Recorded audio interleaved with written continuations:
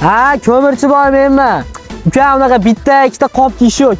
Kamas, vagon olsangiz oling. Bo'lmasa itingizni achag'ida urishtiring, uka.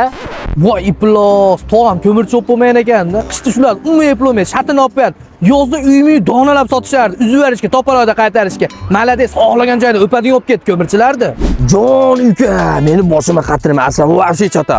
Ochit bilan kelasan. Bez ochit degan narsa umuman yo'q, tushundingmi? Asabga o'ynama jon uka. Akam nima qilyapti? Hayronman, metan zapravka bilan benzin zapravka rahbarim ona aka. Biroz sezoni kelyapti, sezonga tayyorgarlik qilyapti. Borib sen ham o'pib olyapti, bular eplolmaydi. Bor.